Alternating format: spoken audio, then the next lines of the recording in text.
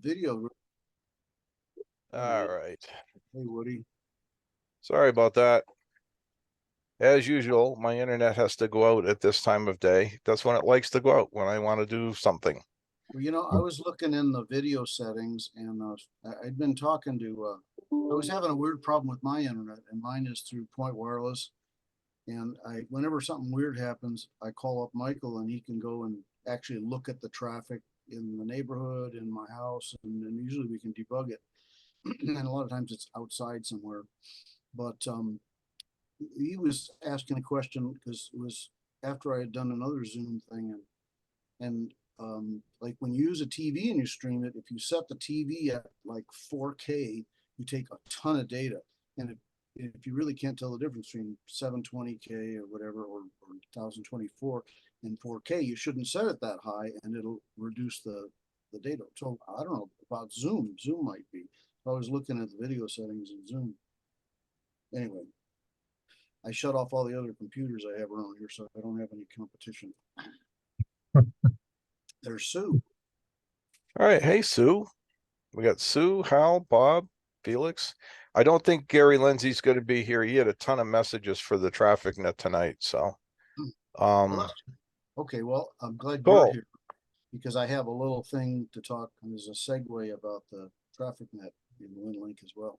Awesome. So, All right, take it away, man. Okay, well, I'll get started. So what I'm going to do here, just to give you the big picture, my outline is I'm going to do a little intro on what is Winlink and Winlink, things like that. I am heavily borrowing from, there's so much training material on Winlink. It's kind of silly for me to create a bunch, so I'm going to beg, borrow, and steal from other things, and also show the links of where you can find that, because there's way more to cover than you can do in this hour. So we're just going to talk about what is Winlink, and the group here, I'm talking to the choir. However, I'm sure Woody is recording this, and this will get placed on the GEMCOM website when it's exposed to the public. And, Correct. And then Okay, Rick, before you continue, yep. I can barely hear you. And I've got my volume all the way up. How is my audio to, say, Bob and Woody and Felix? It's on the weak side. Is it? Okay, well, let me go into settings. Definitely on the weak side. Okay, good to know. Just like with radio, you got to tell the caller. Let's see. Let me get back into my settings. Need to increase your mic gain. Yeah. So help me out. Where's the settings once you're in a session here? If you right click on the speaker and then go to sound settings. Okay, great. There you go. That makes sense. Yeah. Actually, the audio settings. Okay, microphone. Yeah, it's on the low side. Okay, is that improving things? Oh yeah. Yes, much better. There we go. Yeah, for some reason it was set. Maybe it got tied up in my Vera tuning process or something. It was set way low. Okay, thanks for letting me know, Hal. So is it okay now? So yeah, it's good here. Yes, Yeah, it is. I think I'll get started. So I was about just saying that the going to begin with kind of an outline of what is Winlink, and I'm going to use some slides. I'm going to share some things I have on my desktop. And then I'm going to segue into the second section. We're going to talk about what is needed in order to do Winlink, both in terms of the Winlink account and then radios, etc. And then we'll do a little demo, and then at the end we'll lead into an exercise. So Woody kind of left this, just kind of threw this out there, but I'm taking the liberty of shaping that, so it won't be complicated. And I hope, and I know all you guys know how to do this because you just did this in droves 2 weekends ago, but others will be watching this later. So hopefully we cover everything well. And if I've missed something, I hope you guys let me know. So let me, I'm going to open up some slides here.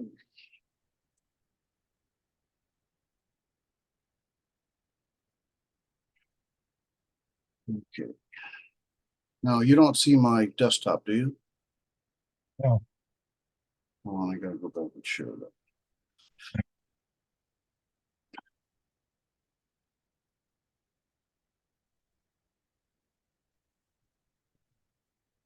Okay, now you do, right? Got it. Okay, so I'm going through some slides. These are slides, and I'm going to have a link at the end. There's a tremendous amount of very good information from the Winlink development team. And this guy, Phil Sherrod, Whiskey 4 Papa Hotel Sierra, he's been a player since the very beginning of Winlink. It's quite a force. And he's written a lot of good things. Anyway, this is going to have a little bit of an MCOM slant on Winlink. What is it? Winlink is basically email over radio, and it's connected worldwide. It's been around since the 80s. You can read the full history. I won't do that here. There's a write-up on the winlink.org site, and there's a nice write-up in Wikipedia as well. But in the early 80s is when this all started with Packet. And it's evolved with a lot of the things that have become available and made digital transmissions over radio easier to do and better. It's been adopted by the government. I'm not going to read all of this, but shares and National Guard, critical NGOs, etc. Oh yeah, and sailors too. If Steve were here, he would vouch for that. It's a lot of both ships at sea and sailors and yachts use Winlink and depend on it. This again is an MCOM slant, so it talks about amateurs, shares, Coast Guard, National Guard, NGOs. This was created. I'm not sure what the date this was created, but it does include Vera. Some of the old presentations don't talk about Vera because in the early days it was Packet, Pactor, Winmore, RDOP, and then Vera is really pretty dominant right now, particularly in the amateur world, because Pactor is, the government uses Pactor modems, and Pactor is very fast. They're kind of expensive for hams, but they're not terribly expensive when you consider them in commercial context. And if you're on a ship or some other mission critical endeavor, but Vera is taking it to another level. Let's see, and there's also connectivity. I haven't done this personally, but the connectivity with other traditional internet email protocols such as SMTP, POP, and IMAIL, using things like Outlook. The Arden folks run, they can pass traffic for Winlink over the Arden net. It's just some more IP traffic. It's really not that different than passing it over the internet. And then there's a number of other options for bridging. Interoperability is a big part of this. And here's just some slides showing, in emergency situations, Winlink being used. Now this one says, I thought it was interesting, Winlink system, inexpensive and portable, and they show a Pactor modem. This from a government context, this isn't terribly expensive, but the only ham I know that has a Pactor modem is Bruce Hop. Yeah, 3,200. Well, we can do it a lot less expensively than that now. Just a shot to show the at least at the time, this is 2019, and that would be a busier picture now, but basically it pretty much covers anything.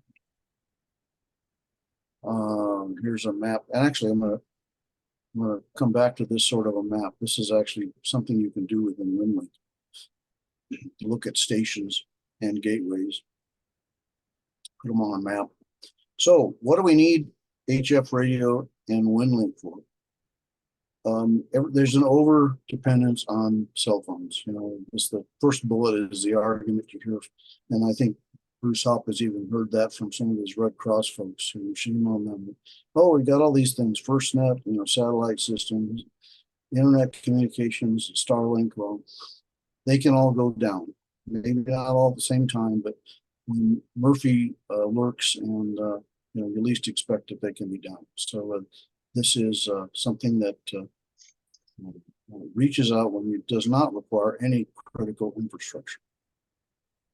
And in particular, I mean, in our area, the biggest emergencies tend to be things like wildfires. In other parts of the country, they are hurricanes or they are, ice storms, earthquakes, things like that. And all of those things have a negative effect on communications. So I like the last bullet. HF Winlink requires no external existing infrastructure. So here's an example of some infrastructure that could very well be on top of Mount Ord here. I've never seen a picture of it up there, but I guess that's because nobody can get up there when it looks like that. I have, in my skiing days, I've seen towers like that up on top of mountains that I was taking the lift up to. Pretty crazy. Obviously, it wouldn't work. Let's see. I'm going to flip through these. You can look at this stuff later. I'm trying to get to the reliability. That's one of the points. So this has been around since the 80s, so it's been a lot of work, and it's been employed in a lot of real emergency situations. So it's evolved and improved greatly. And anybody who's used it, in fact, it's funny. There's some things where you think, oh, they ought to do such and such. Well, and then you find out it's actually built in. Somebody else has already had that idea. Well, that was one. Bob and I Bob found this after we did the Pine Trail Run, and we kind of struggled with, the spreadsheet method of sending the data through. And I thought, well, let's create a form for sending runner data. And Bob goes in there and says, there is one. And so, we should have looked before, and next year we'll do it differently. So there's a lot that's been done to apply Winlink in a lot of situations.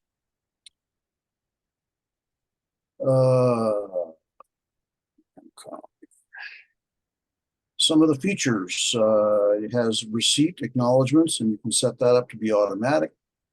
If you need to send pictures are a challenge because they're usually large, but it has a built-in picture editor that lets you crop the picture and change the resolution and make it so that it will suit them, the bandwidth of the media that they're going to use, whether it's HF and you have a fairly slow connection, whether you have something faster like Telnet or Argon or FM.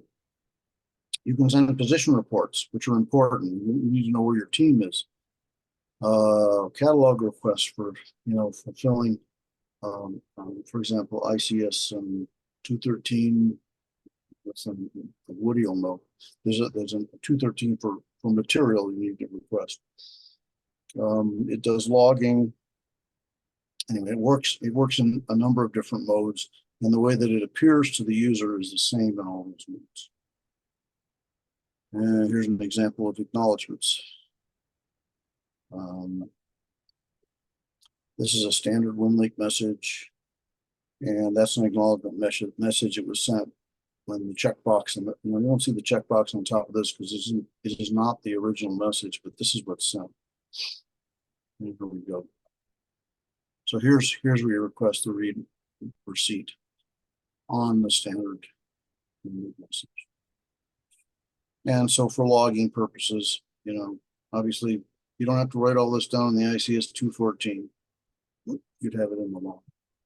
And it'll either use a GPS that's connected to the radio if you're in a mobile situation or you're handheld or something like that. And otherwise it uses the position that's recorded in the Winlink settings. And you can produce a map like this. I'm going to skip over catalog requests. But, you can also poll to find out, get a report on the closest users. So you may have a disaster like a hurricane or a tornado or something like that takes out an area and people check in. You can find out who's where and who's closest. This is just an example of the picture of it. These are features that have been added. I don't want to spend all this time on it. But another big feature is that there are built-in templates for sending standardized forms. So both ICS forms and other things that aren't necessarily ICS, but things that are weather related or different agencies have created the standard form, USGS forms, etc., for earthquake reporting. And the way they do it is it minimizes the amount of data that has to be sent in the message. I mean, a normal email message that has attachments or forms and boxes and lines and things like that would be fairly onerous, like a PDF file or something like that. But what it does is it sets up standard templates, and then the smarts to create the form that the user inputs the information are also on the receiving end. So just the raw information gets sent, and that allows the message to go with the minimum amount of time. You can also, either standard forms built in, you can also create forms. I'm not going to go into all that detail on this, but it's just good to know that that's there. So this is a built-in ICS 309 log generator. Okay, operating modes. So you can go conventional, which conventional is the way most of the time you use it. You contact an RMS, which is a radio mail station from your station. So you have a radio and a computer connected to it. You send to an RMS, like in our case, we send to N7DDT-10, or if you're using HF, you might be sending one 1,000 miles away. It might be Las Vegas or California or Mexico. And that message server is then normally connected by the internet to a CMS, which are the backbone servers. I'll show a diagram in a minute. So when there is internet, that's the way that goes on the internet. There's also radio only or hybrid, where either because it's necessary and there is no internet, or in the case of the internet being lost, the HF stations, I'm not sure whether FM stations can do that also, but I know HF stations can do that, and they can then send messages to, they know the direction the message needs to go, so they can send via radio and pass the message along via relay. And there's peer-to-peer, and that's two clients without any RMS playing a part. And we've done that in our testing. Luckily we didn't have to do that on the Pine Trail Run exercise, but we've done it between folks here, and I think it's a good part of anyone's training for MCOM. So you have one station just connects directly to another station, and they can pass messages. And there's also the example of a mesh network, and that can be between a mesh of Winlink, or it could be Arden or some other mesh network that it's connected to. All right, so here's a picture of some of this. Kind of shows the clouds being the either the internet, or in the case of the lower cloud there, that's a cloud that's participated by radio RMSs in the Winlink system. And it's flexible. And on the right, it shows Telnet, which I always joke is cheating, but it works. When the internet's up, it works very well. Yeah, what happens when the internet's down? There's a radio only mode that passes messages. Now, I'm sure that's not terribly fast, but if messages need to get passed, they can get passed.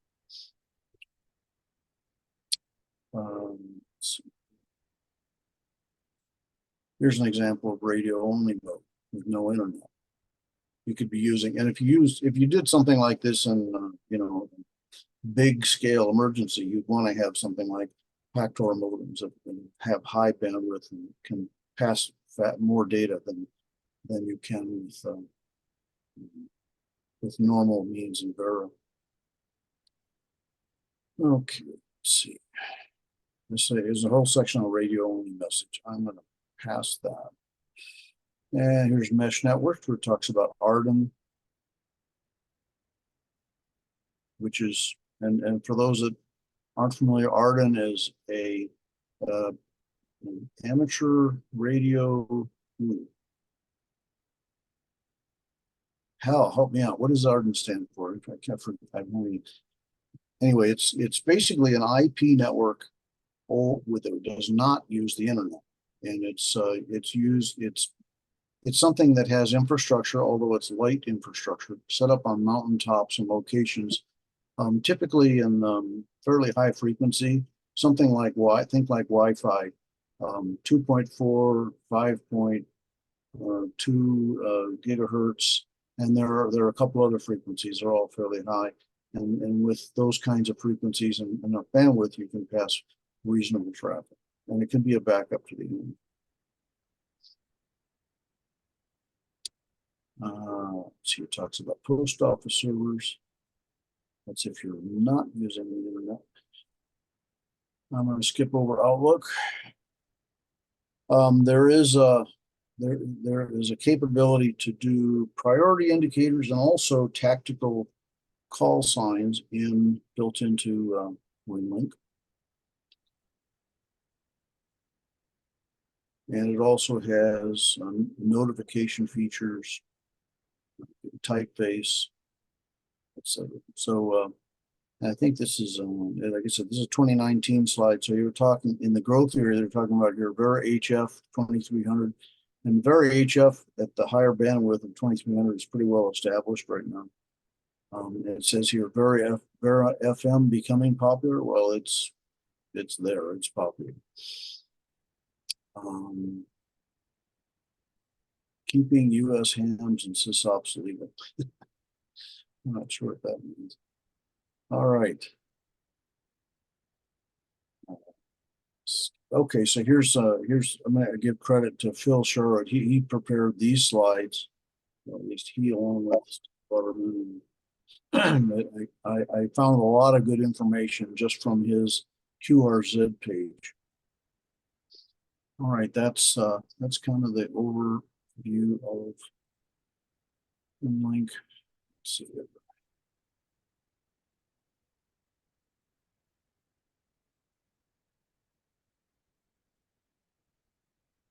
Here's another view that I think is interesting. It shows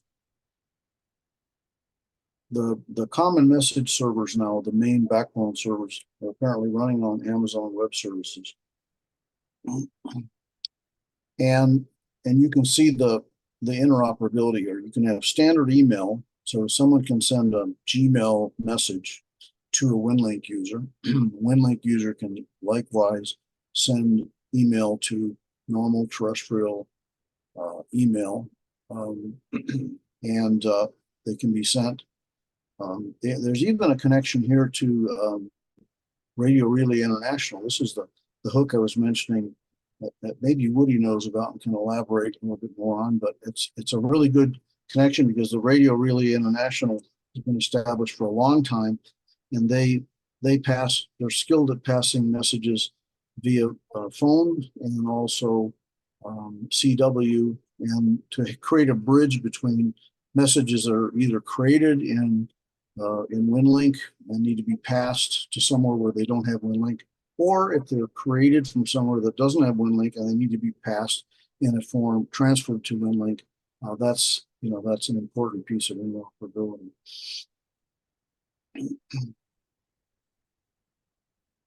Okay. Let me see now. Turn this off. Stop share. Okay, the next thing I'd like to talk about is what's required. How do you do this magical radio over internet? Obviously, it involves a radio, and a radio can be anything from a handheld. This is an Anytone, but I also have a Baofeng that I've used. You can use, I think you can use pretty much any radio.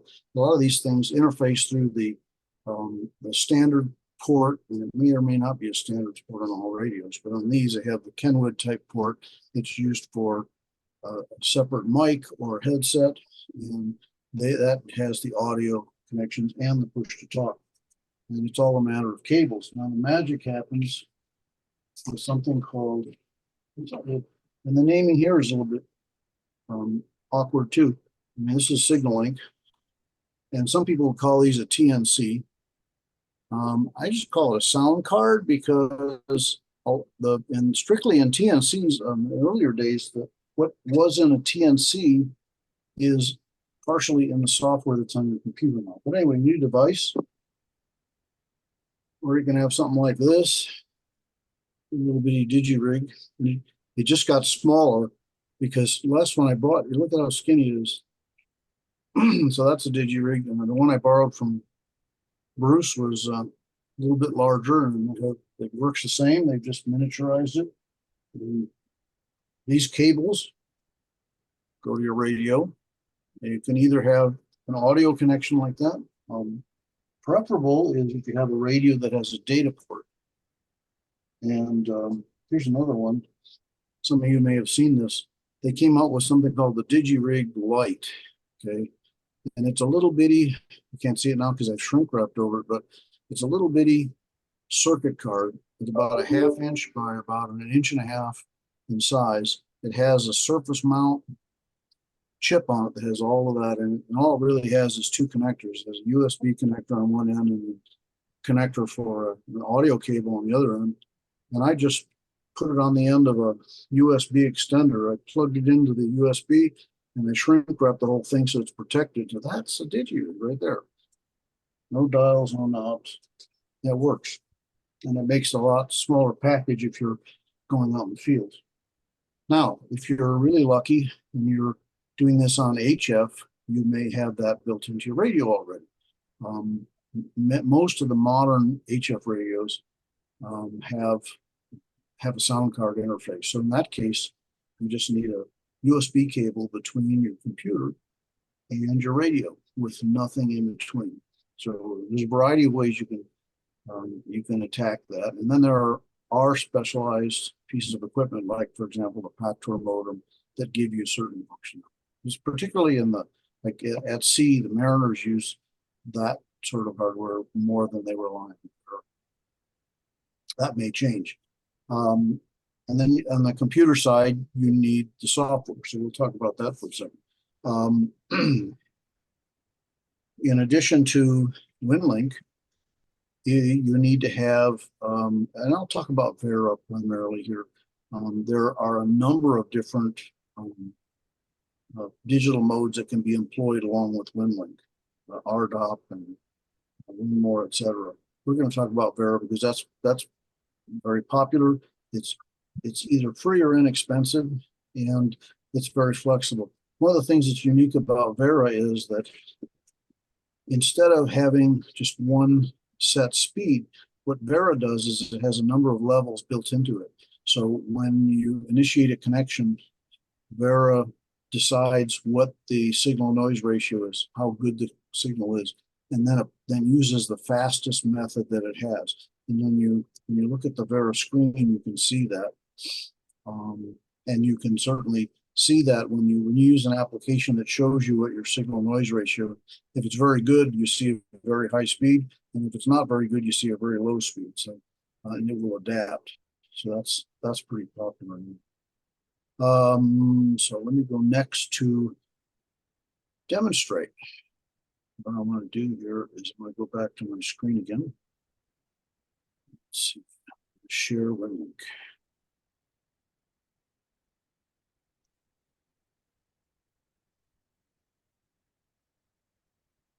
Otherwise known as RMS Express. Now let's see. Help me out here. Are you seeing just Winlink, or are you seeing my whole screen with other?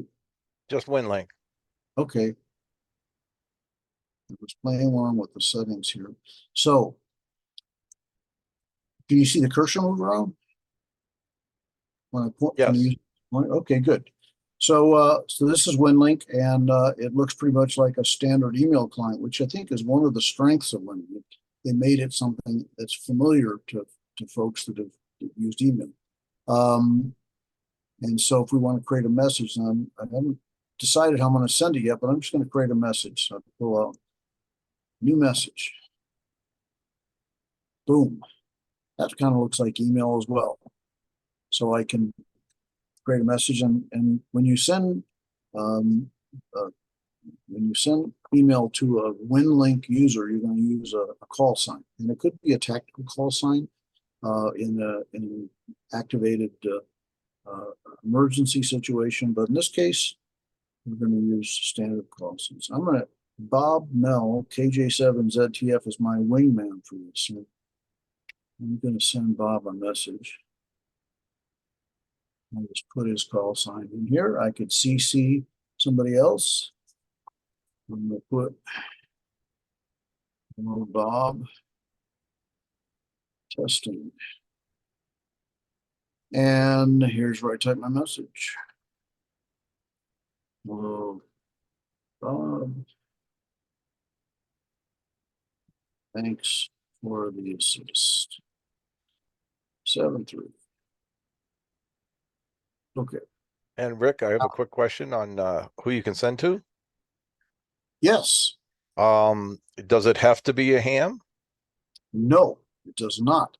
In fact, let me see here. If I click on my 2, it's going to show this. Now, this isn't automatic. This is history of addresses I've sent to. So some of these, let's see here.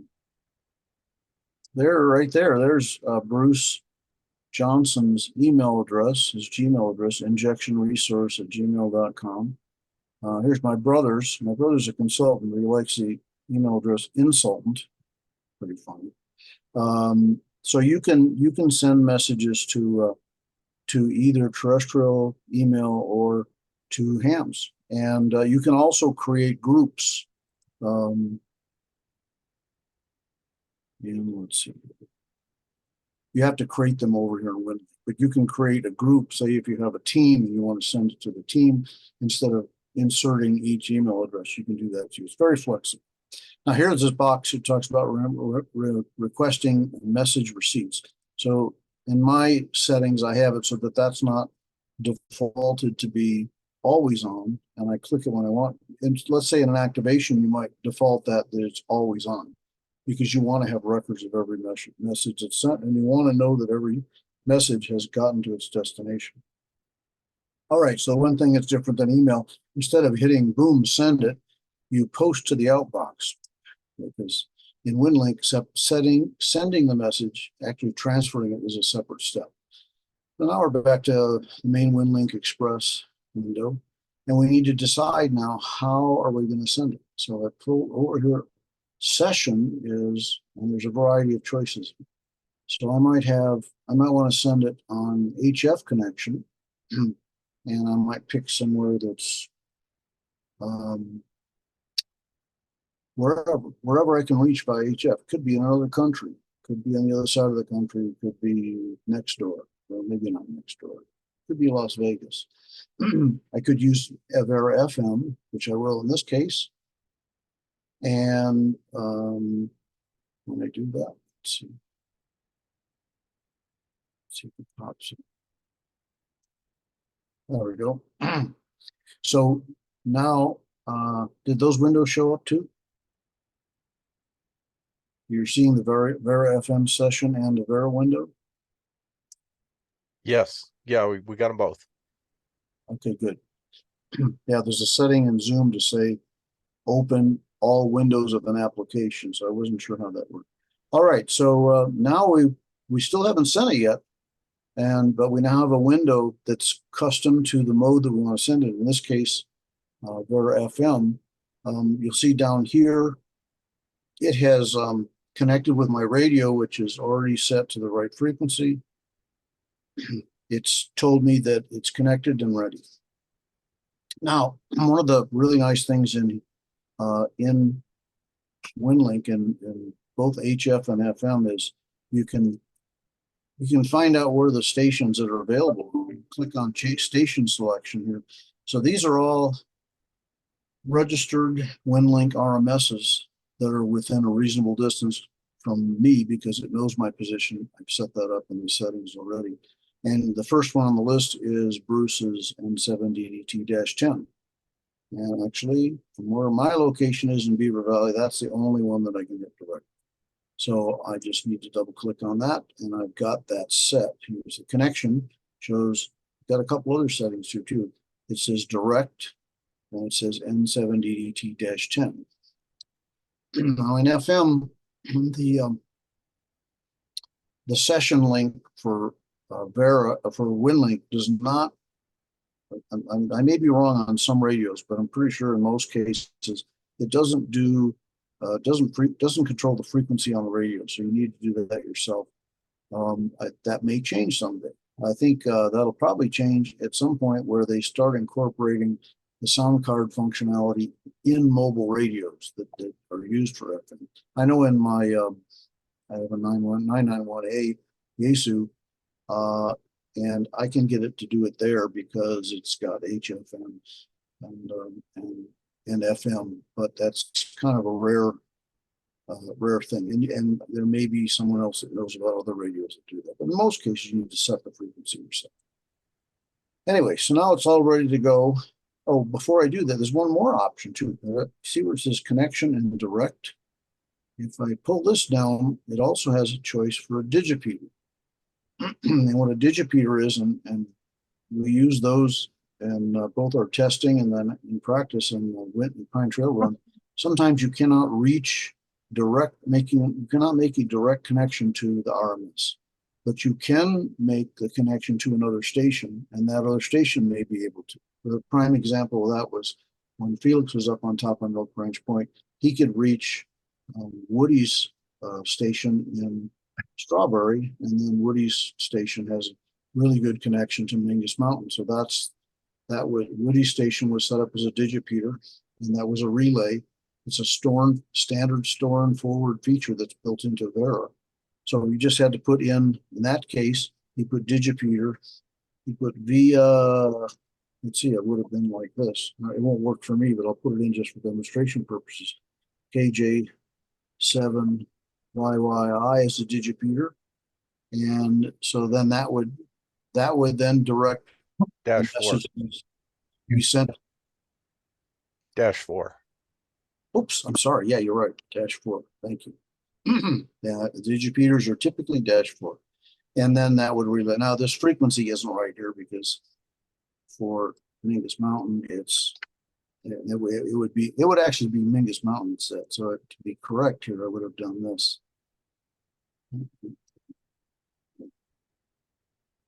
That one. 14 digipeater there. So that would have been, that's what Felix was using in his connection. Today I won't use that because I can go directly to N17T-2. Okay, so I got that set. I've got my radio on my frequency. I just hit start. And then you can see down here, it's connected. Can you see the Vero screen and the dots? No. Okay, that's not showing up. Well, it's too bad. The Vera program has picked it up, and I've got there's a thing called the constellation diagram on Vera. See that green bar going across? That's actually sending the message that I just typed in. It's sending it at about 566 BPS, and then looks, I got a message here from KJ7ZTF, so I'm going to download that. So I'm both sending and receiving. Once the session is open, it'll send whatever's in your outbox, and then it'll pull the other station to see if it has anything coming back. Okay, so now, just like typical email here, I can look at my inbox or my outbox. So now, right now, up here on the Winlink Express screen, we're looking at the inbox, and the one that's bold is the unread message. Aha. This is from Bob.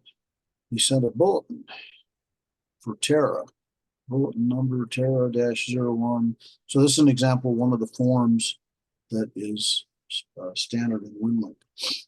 Could as easily have been an ICS 213 or ICS 209 or a weather report. All right, thanks, Bob.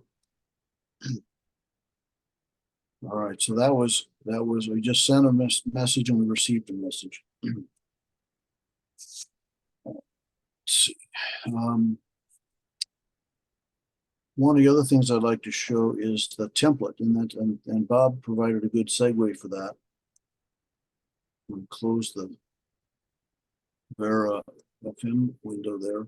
I go back here. This time I create another message, and I'm going to say new message. And then I'm going to say select template. It pulls up the template manager. Doesn't look like much there, but you expand it by clicking on this little plus sign under standard templates. There's actually standard templates, and then there's the provision for global templates, and then it has KJ7ROX templates. And if you open it up, it's your call sign. So you can have your own unique set of templates. And then we could, for example, an organization might have some non-standard templates they put together.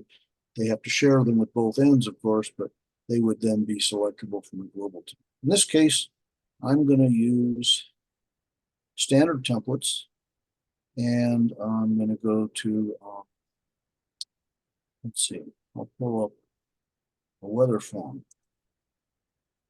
local weather report, double click on that.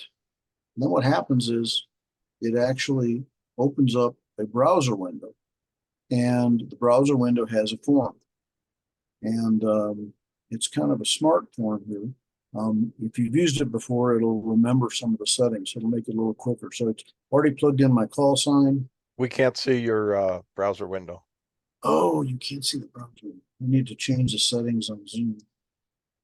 Let's see here. Screen sharing controls.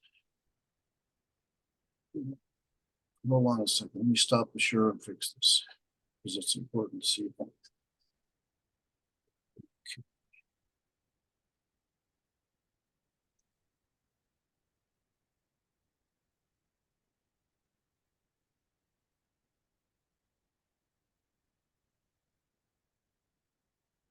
Hey, Gary's here.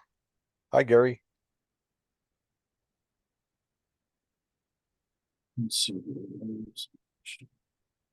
Okay, I'm going to share the entire screen. That'll solve the problem. Okay. Now can you see the Yes. okay, great. So now you can see everything I can see on my screen. So this, I pulled up this template, and this is a weather template. So I'm going to click here, observer name. It remembers my name, remembers my city, and it actually is. You can make it so that it requires that you fill these things in here. But now it has picked up the GPS coordinates and the grid square that is in my Winlink settings. I'll show you that when we go back to the main screen here, but that's important. Then this is a weather report, so it has a number of things you can use. And those of you that have been to the Skywarn classes, there's a real parallel between this and the things that they ask for in the Skywarn report. So things about sky cover, you know, is it raining? You know, what's the temperature? It's not 23 degrees. That was from last winter. And anyway, so you can fill this kind of stuff in. And then with any of the forms, you fill in the data, and then you hit submit. And when you hit submit, well, in this case, it wants everything filled out. This may be.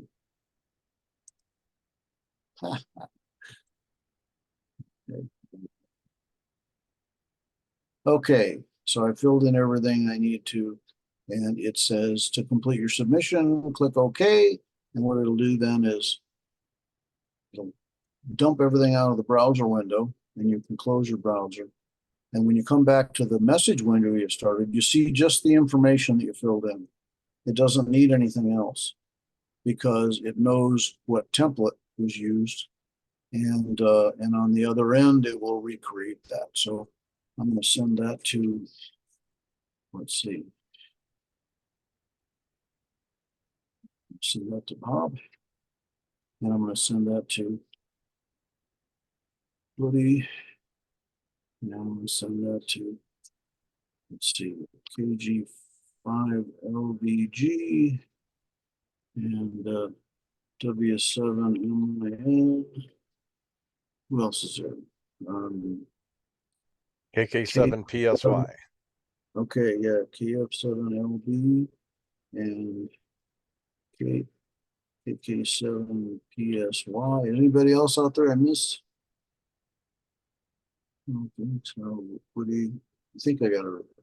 So this is going to go to all of you folks, and I think you all have, I know you all have Winlink accounts. And post it to Outbox. Boom. There's one.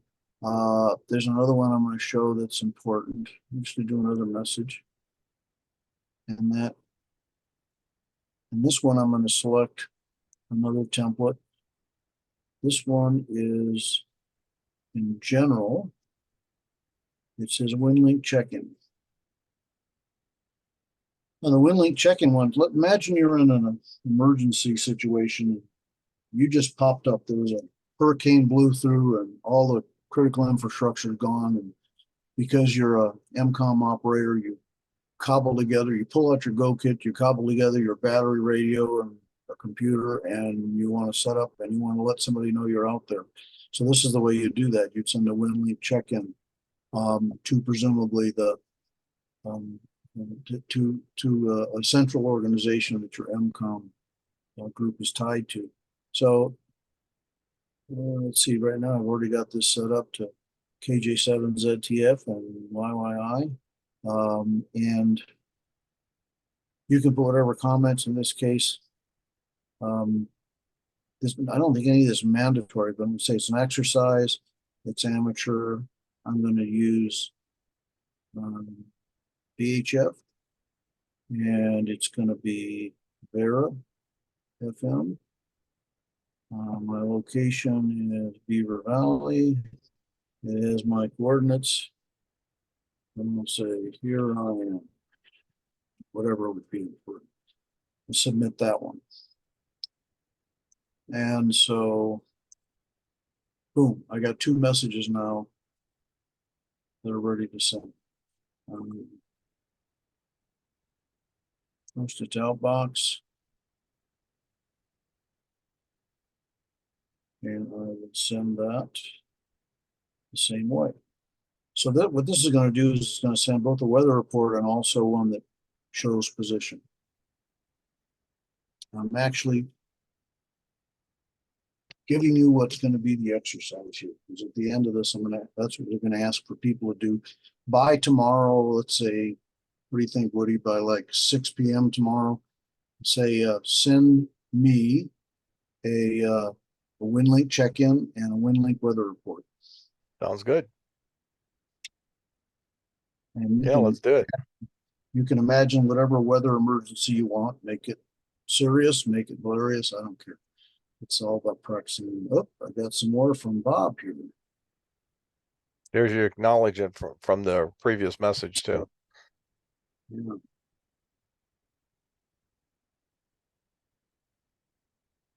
So now you see the Vera box. See what it's got 16. That tells you that that's a much better connection.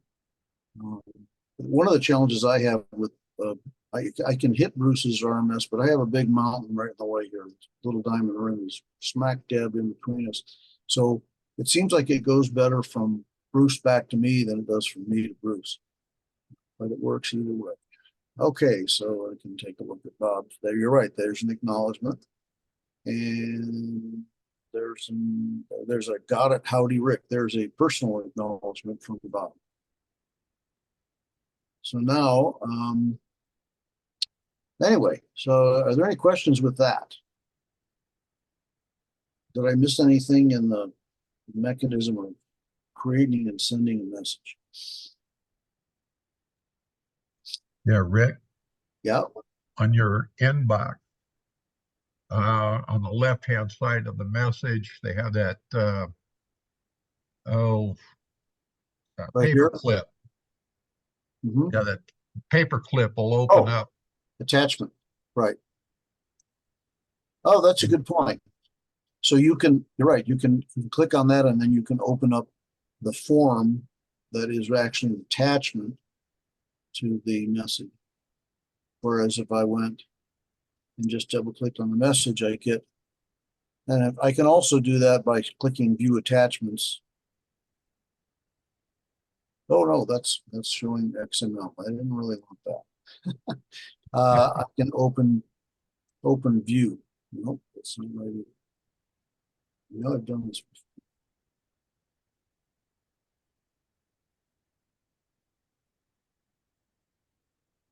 No, I guess you're right, Bob. That's the best way to do it. I thought that you can also create a PDF out of it. But Anyway, thank you. Did I miss anything else? I don't Yeah. think so. And thank you, Rick, because I learned 4 things that I had no idea about tonight. And every time you do one of these, you know, even when you've been using it for a while, you're going to pick up something. And appreciate you doing all of this. Yeah, do we have any other questions? Yeah, That's it. this is Yeah, I've got a Gary. I question. have one. Oh, Gary Lindsay, you joined us midstream here. I touched on something from one of the earlier slides that was interesting. It talks about the Radio Relay International having an interconnection with the Winlink network. Is that something you've ever done? Have you or Woody ever passed messages to or from Winlink? Oh, yeah. Yeah, that's possible. Hey, I had a question about if I got on the local HF repeater here, VHF repeater here, and suppose I can only send at 1200 baud, how do I set for a slower speed? Or does that depend upon whether it's wide or narrow when I'm looking for a station to send to? That's a See good, what I'm talking about? yeah, that's a good question. Let me end the sharing. I'm not hiding behind my screen anymore. So what that's basically a radio dependent thing as well as a TNC dependent thing. So first thing you do is you figure out what you can connect to, and the wide or narrow would be, oh, let's say you got an old signal link. I've got one old one and a new one. My old one, I have to set it to narrow because it can't do 9600 baud, or maybe the radio you have can't do 9600 baud. So you'd already know that in advance. You'd be doing everything in narrow or everything in wide.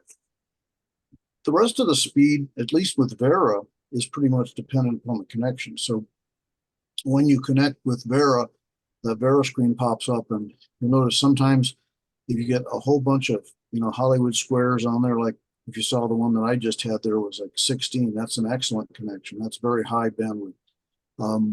Typically on HF, I get 2 or 4.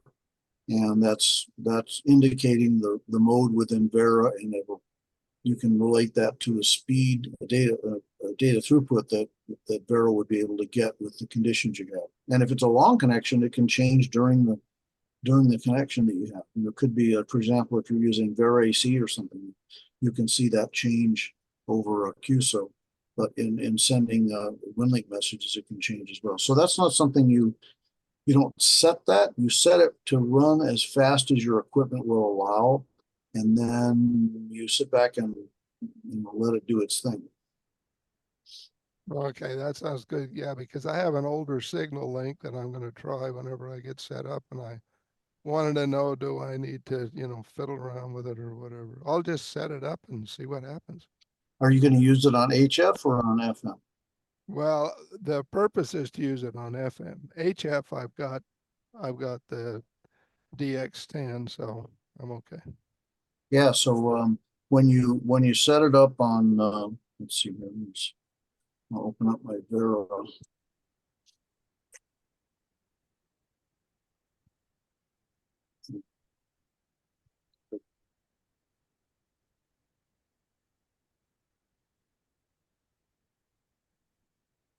I've got a really old signal link, bought back in like 2004, and it works great on FM.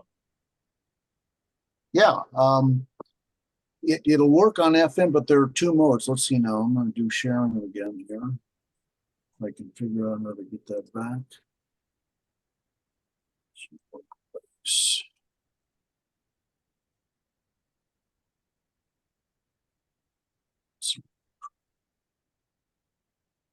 There we go.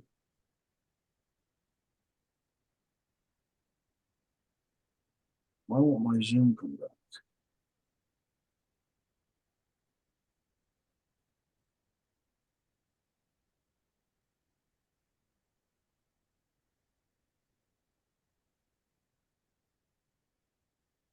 You guys see me? You're not sharing your screen yet, no. Yeah, I'm having trouble getting back to the, oh, here we go. No.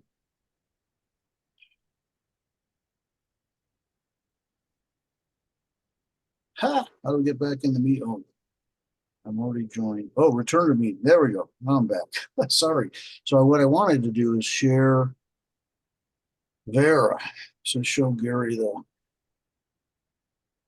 Okay, so now you should see Vera. And in settings here, now this is Vera FM, which is what we're talking about here. So you do Vera setup, and you can see here the setting for wide or narrow. So if you have the older, I think it's Red Transformers version of the Signal Link, you set it on narrow. And there's little tips down here on some some of the data ports. You know, if you're building your own cable or whatever, they have different pins that have the 1200 baud or the 9600 baud output, which is the difference between narrow and wide. But if you have, yeah, so I like you, I have an older one.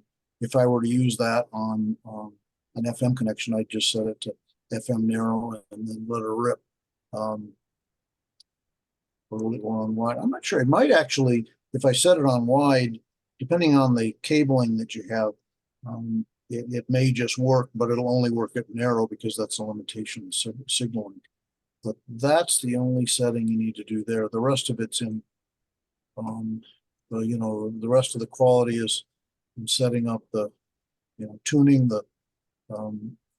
up the connection you have with your station, and that's done through the sound card auto tune. I don't know if you guys have all seen this, but one of the important things, and this is for FM, you need to do is to allow it to tune. And this has to do with the setting of the audio levels for both input and output.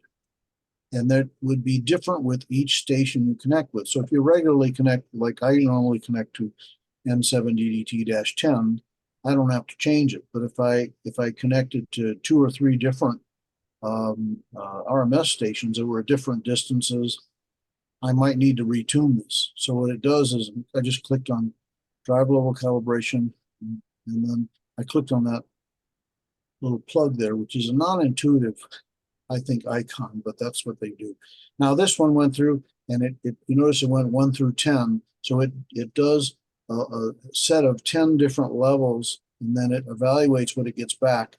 If it wasn't approved, as it is in this case, it would have come back and it would have shown me, okay, raise your audio input, and it actually will bring up the Windows setting for audio to guide you in what you need to make the change. It's a little bit of a dance. It's one of those things you definitely need to practice, especially if you're going to move to different locations and not be frustrated. You know, I was frustrated the first few times, but it's actually got some good tools built in. There's also a ping tool here, which doesn't auto tune it, but it just verifies you can get a connection. So in this case, I'm going to hit a ping to Bruce's station, and boom, now it gives the signal noise ratio and the PU levels for both.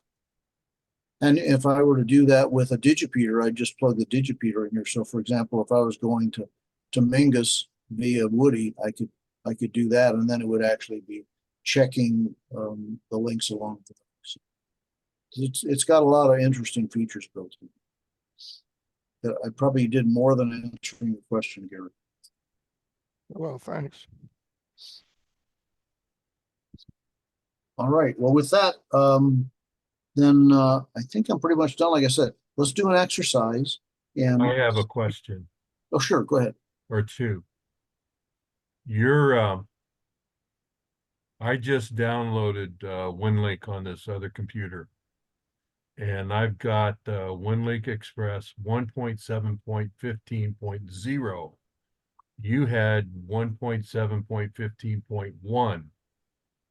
Is there another version? That one just popped up. I think it was yesterday or the day before. And I'm not sure. I didn't get it through any. I responded when it said there's a new version, and then I went and installed it. It's pretty good about notifying you, as does Vera. Okay, I just downloaded this before we started tonight from the Winlink website. Yeah, I can't explain that, but what I would suspect is somewhere along the way, maybe tomorrow, it'll pop up and say, hey, Hal, there's a new version, and you'll get it. So I don't know why it's different than it is on the download site from winlink.org. But Then the next thing, and you also have to download Vera FM, Vera HF, and Vera AC. Now Vera AC you didn't go over, but you just have to download those, install them, and then Winlink knows how to find them. yeah, in fact, I think when you download Winlink, it leads you to the link for Vera as well. I'm not certain about that. No, I'm thinking of Vera AC. And Vera AC is a whole different tool we're not talking about tonight, but they Right. both sit on top of Vera. But yeah, when you download Vera, and when you use Winlink, they don't know if you're going to use Vera or RDOP or whatever. So Okay, it's up to you to. that's not answering my question. My question is, how does Winlink know where Vera is? Oh, well, that's a good question. So let's go back to let's go back to sharing my screen. By the way, Hal, the reason that you didn't get the 0.1 is because that's an incremental update. You have to have something to update before you'll get that. So once you get in there, you might not get it the first time you use it, but pretty soon you'll get a message saying, hey, there's this other version. Do you want to download it? And you can choose to download it or ignore it. Okay, Very good. I didn't know that.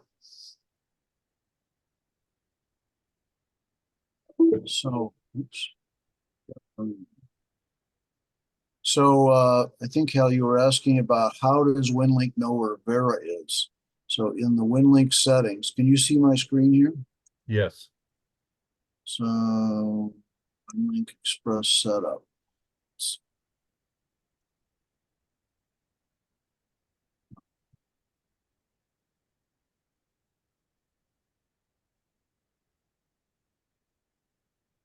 Good question. Isn't it Oh, under oh, I preferences? know it is. It's in the session. So settings here. That's the thing. This Winlink is a kind of a layered. Okay, slow down. Mhm. You open, okay, you've already got it tied, okay? And so you're opening up Vera FM. Well, actually, no, not yet. So what I did, this is within Winlink. So let's see, let me close. Vera is open. I'm going to shut it down. So it's not even here. So I'm in Winlink. And in Winlink, when I go here and pick a session type, in this case, Vera FM Winlink, and I click open session, well, now it has Vera, but let's say I hadn't linked up Vera yet. This is unique. I won't go away. The first time you do this, it won't be set up. So you go into settings and it says Vera TNC setup. And so here, see this box here, this is where you tell it where Vera is.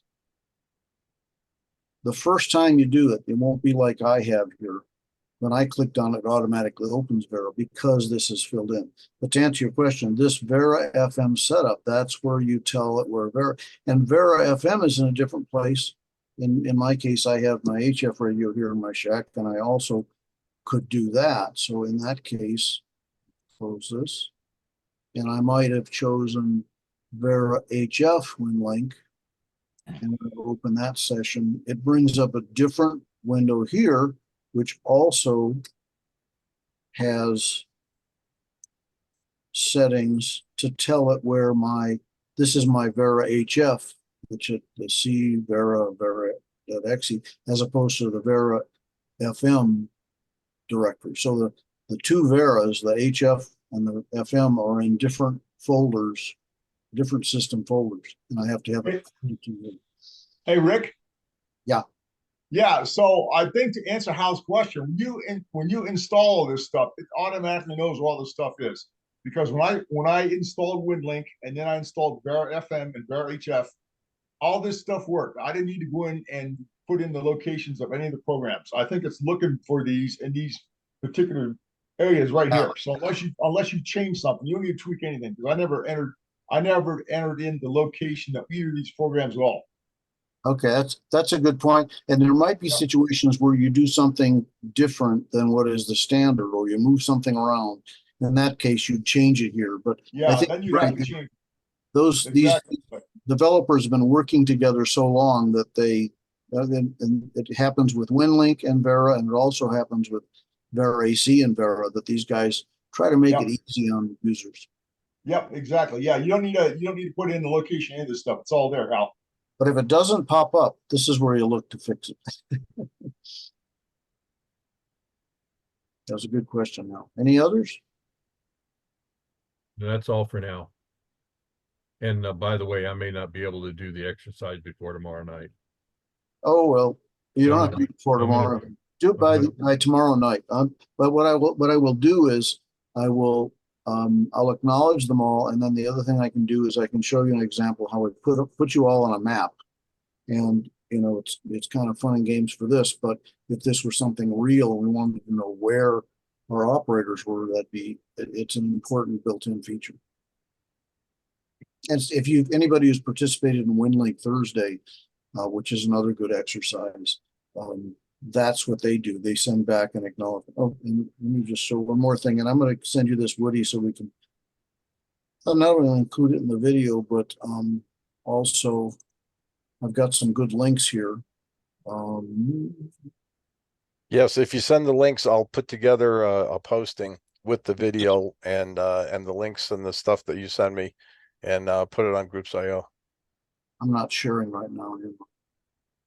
Well, you really got to be on your toes to Yeah, stay Rick, in touch. this is a FYI, if your radio does not have GPS or you don't have a GPS dongle, it'll pick up the GPS signal or the settings for your grid square, the center of it, unless you specifically tell it, like I tell it it's my house, then it'll do my house. You remember before when I mentioned Winlink Thursday put me out in the middle of nowhere?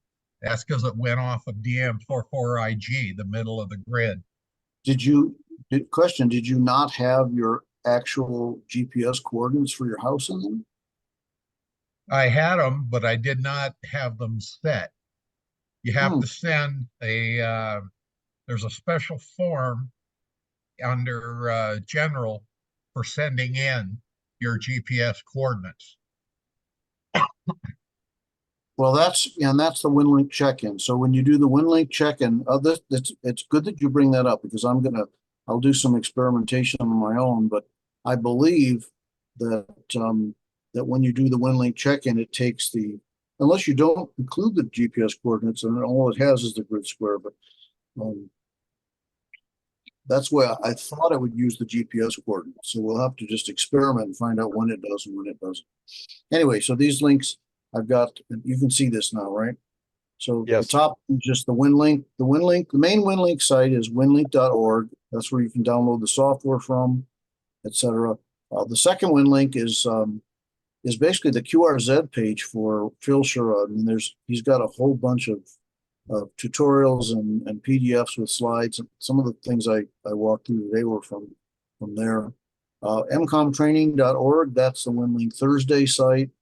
And they also have a groups.io site where you can get the schedule of upcoming exercises and things like that. This one here I included just because I think the history is kind of interesting. So yeah, on winlink.org they have a description of the history. There's also a very good description on Wikipedia. And then if you like YouTube videos, the Wave Talkers site has a number of good Winlink tutorials, well done. And then this other one that's here, I forget this guy's name, but he does a good job as well. And this is how to set up Vera HF with Winlink. Anyways, lots more that, you know, there's so many different areas you can go with this that there's a lot of references. So I may have a few more when I send to Woody to put on I guess right now you're gonna put it in groups.io, right? Yes. All right. Well, I think I've gone over the hour, so any other questions? Well, thank you. Yeah, another question. Mhm. What were the elements of the exercise? Send me 2 messages. First, send a Winlink check-in. And you pull that down from the general templates. When you open the Winlink message, and then say select template, and expand all those different folders of templates. And under the heading of general, you'll find Winlink check-in. And that's the one I actually showed one here during the exercise, showing where you put your position in GPS coordinates, and you And, send that. And then and- secondly, send the weather report. Okay, and where's I pulled the message down, new message, and I'm looking for templates. Now I got template manager settings and Yeah, set hold- favorite template. I don't see template. Let me walk through that again. So here you can see my Winlink, right? Yes. Message, new message, select template. And they're in the template manager, and there's a little plus sign here, Oh, never throws mind. open. Okay. And so under general is where you find the Winlink check-in. And under weather forms, there's a local weather report. So Now, those two back, are links. okay, I got that one back up on the check-in Mhm. on under general. Okay. Winlink check-in. Second from the bottom. That's what's kind of fun about the Winlink Thursday, is that every time they do that, they create a fictional scenario that's GEMCOM related. They give you all the details, and then it forces you to do things that you haven't done before. So I know when I do this, I think, oh yeah, I know Winlink. Well, yeah, I only know a little tiny piece of it, and then their exercise will come up, and there'll be features for things that I've never even realized were there. So it's a great way to learn about Winlink. You just have to do it about once a month. And all I have to do is put in your call sign, correct? Yeah, on the two field, just put in my call sign. There's one thing, there's one point out, somebody else taught me this when what we were doing in one of the Terra meetings, that you can send a message to a terrestrial email, no problem. But in order to, it's a sort of a protected mechanism that Winlink has. You know, if someone tries to send you some monster email like you normally get, you know, in your regular email, it may be something that never ever can be passed. It's just too much data. So what they do is they make it so that if like, for example, rick.love@gmail.com tries to send a message to KG5LVG, and you haven't sent one to me first, it won't go. So you have to kind of clear that. And I think what that means is, like I've used it I've told my kids, hey, if something bad happens and you get an email, strange email from KJ7ROX@winlink.org, it's me. Well, you tell them that, and you say, by the way, don't send me the latest pictures of the grandkids in, 8 MB picture files either, so that they know. But it's a sort of a control mechanism you have for stuff that's coming from normal email to Winlink. But you can send messages to a normal email message without any kind of preparatory steps. Yeah, Rick, there's also a setting in WinLink where you can tell it, it'll open up a window to show you the messages waiting for you, and you can select by size if you need which one's yes or no. Yes, yeah, that's a good point too. In fact, that window popped up when I received Bob's message. Usually I just sit back and it'll time out and just go ahead, but you can manage that based on the connection. Let's see if you're on a really slow connection and you want to hold off and you want to wait till you can make a telnet connection and then bring those big files in. It allows you to do that. And I just sent you a message. Uh-huh. but I don't know if it went. Okay, let me take a look. I'm just gonna cheat and just telnet this time. That's what I'm doing right now, by the way. I've got too many windows open. Okay, Using Telnet is an excellent way to make sure that the software is working before you try to get your radio working. That's a good Yes. idea, Hal. it is. And when you first set up Winlink, you need to use Winlink Express to actually create your account. And if you're like me, that's all I could do for a while, because I could get the I could get Winlink working on Telnet, and it took me quite a while to figure out how to make the link up to a radio. So don't feel bad if that takes you a while. That's the tricky part of this. Okay, so it just said sent, so.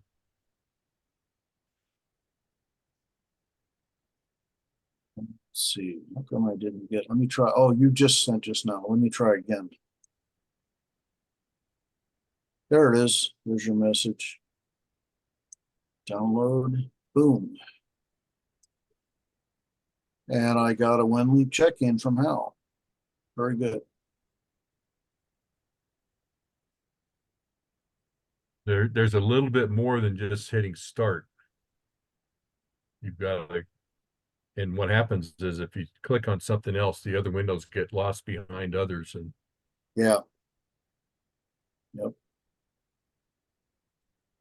All right. Telnet's what we used for the race, so we wouldn't tie up the RMS stations.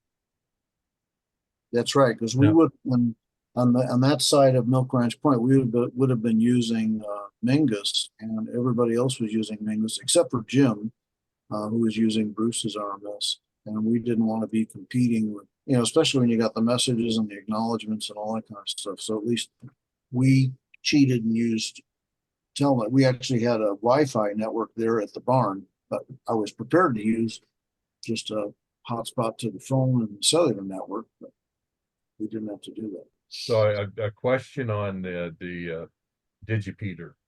Now that station has to have everything set up into the RMS that you're picking, correct? Yes, that's it. It was a very good point. You need to have the frequency of the digipeater set at the same frequency as the RMS that it's going to relay to. And then you need to know that. So for example, like when Felix was up on Milk Ranch Point, he had to know that he was going to Mingus, which is 145.010 and not 145.070 as is Bruce's. And then Woody had that frequency already set on his radio with his digipeater. And but you have to have Winlink up on the computer tied to the radio set for that frequency, correct? Well, sort of, but not Winlink. The only thing you need, the only element you need for a digipeater is Vera. And let me show that, because I think I'm glad you asked that question. Let me bring up Vera, because Winlink doesn't do the digipeating. Yeah, I only had Vera running. I did Vera FM. I didn't have anything else on.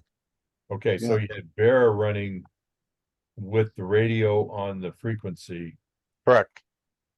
and of course the computer is tied to the radio. Yeah, so it's real. I thought that was something very difficult until when I finally found it out, it was like, oh my God, this is so simple. It's crazy. So can you see my Vera now? Yes.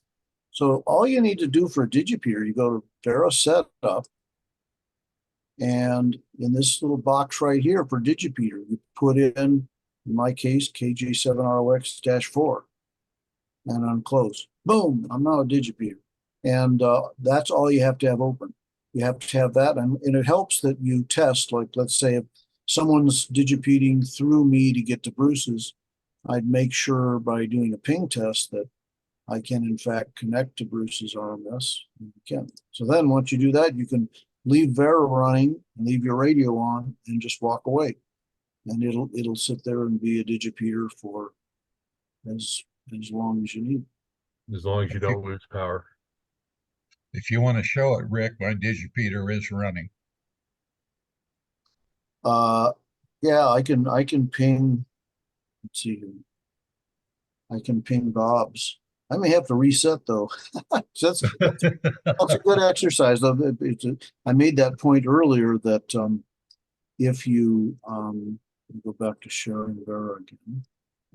So let's do that. So I'm gonna go ping. And I've got Bob in here already. So there's KJ7ZTF-4.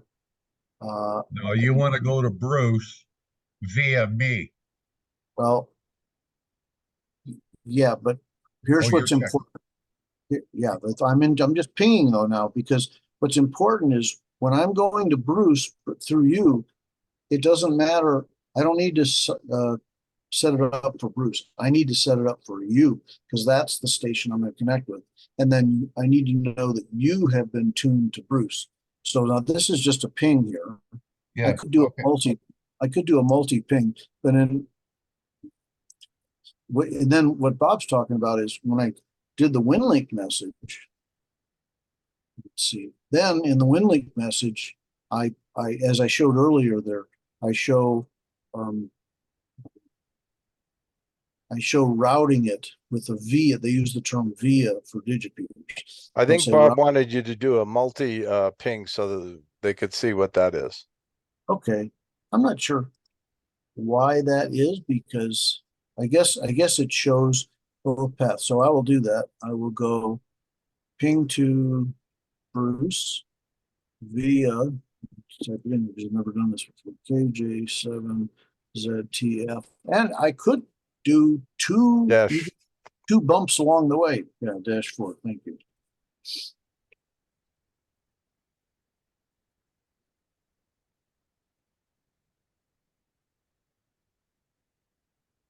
Now, yeah, so this is showing the path all the way through to Bruce, which is different than the path just to Bob. So anyway, but that'd be part of the debugging. Let's say if you're trying to get to something and you weren't sure if you could, like for example, if you're stuck up on Milk Ranch Point during the race, you'd do some experimentation. You'd first want to verify you can get to the digipeater, and you get that set up, and then you'd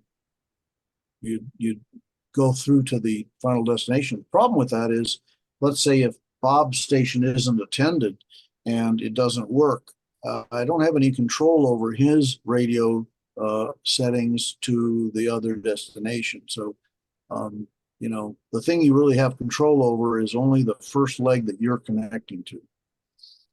Yeah, my radio's turned on right now. If you want to do it at via 2, you should be able to hit me. Bob could hit me.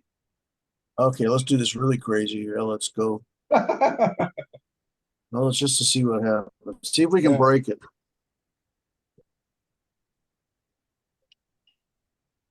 Okay, how does it know that each one of those stations,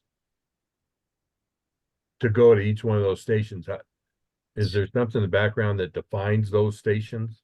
Well, that's a good question. The routing is the way I put it in the boxes here. It's from left to right, or I take that back. It's from left to right as far as the vias go. The destination is kind of in the wrong place, but it's going to go first to via 1, next to via 2, and then to N7DDT-10. Now, how does it know that? Is in the radio signal it's sent. Remember, that's digital. So it's encoded, this is who I am. I am KJ7ZTF-4. So when that signal comes up, that's why, for example, when you're watching Vera, when all this stuff was flying around, there are a lot of signals that lit up your Vera screen in the constellation diagram, but your station didn't react to them because it wasn't the destination. The only time it did react is, let's say, if you're, one of the interesting things is they use color. So if you're, and Bob has seen this, I've been doing the testing, when he was a digipeater, you sit there and watch, and when the station hits you to go to another station, it shows up with the bars and the dots as blue, which shows that that's not traffic. It's coming to you. It's being stored and forwarded. So you get a little different light show, but it knows the digital traffic knows its final destination, and it knows where it's going next. And that magic is done by, it's done between Vera FM and Winlink. It's encoded in the Winlink message, and then it's passed through Vera, and Vera has the smarts for knowing what the path to the destination is. So it's really just an omnidirectional signal, or a signal that's hitting your antenna. Yeah, And the radio because you signal. have Vera up, it's Exactly. recognizing it's recognizing the identifier. Exactly. In fact, one of the things that confused me in the early days of me wanting to do Winlink, I remember looking at the stations that were available, and most of those were Yavapai County, and they have listed, okay, you can get to this one, and it says, but you've got to go through this and this and that. At the time, I didn't understand what a digipeater was. I thought, what the heck is this? But it was showing you the routing that you'd use. So if you were in a location and you knew you could hit one of those intermediate points, it gave you the path. One more thing just to point out, that we've been talking here about unique digipeaters. Let's see, I didn't hit the button on this thing. So, right now we got Bob and Felix. So the other thing is that any RMS station, look, it worked.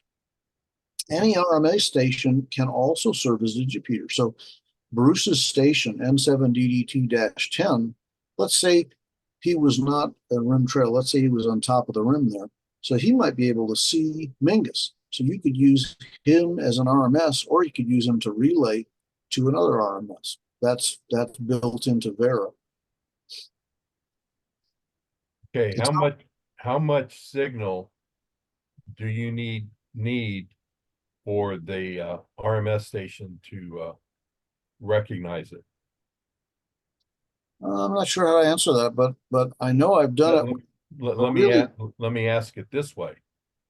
I can listen to Mingus from my house.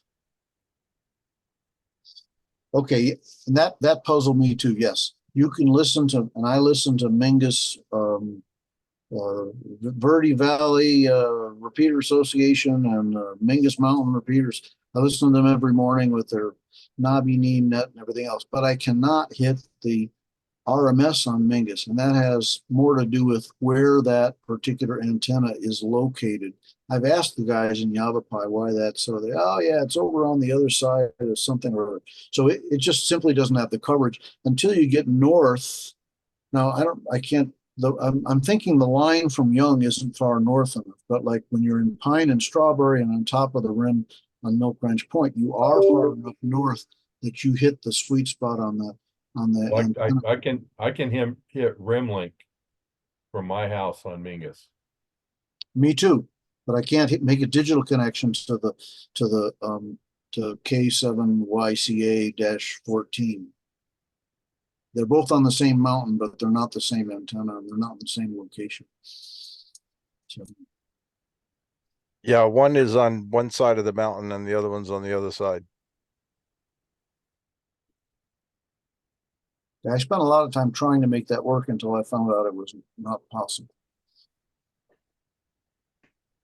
So so ask the question, the demonstration you just did, if one of those digipeaters wasn't up, it would come back with a failed message. It's a failed ping.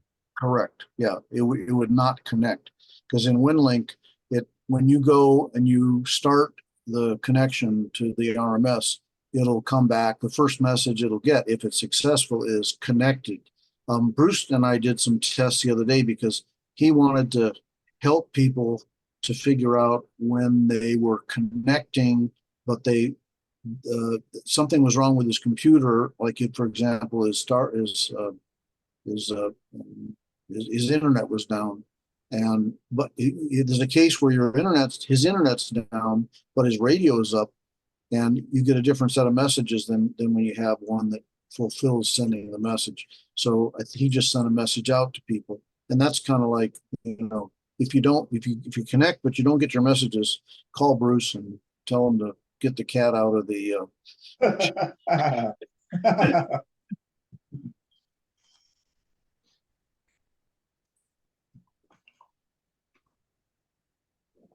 Okay.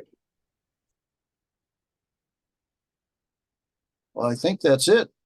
Thank you very much. Great job, Rick. Thank you very much, Rick. Really appreciate you taking the time to do this. And as soon as we get off here, I will do my exercise. All right. I look forward to it. Yeah, outstanding session. Do you, okay. Did you have something else to ask, Felix? Oh, I don't think so. Yeah, he's gone. All right. Well, I'll see you guys. All right. Way to go, Rick. Thank you so much. Appreciate it. Thank you too, Woody, for hosting. Take care.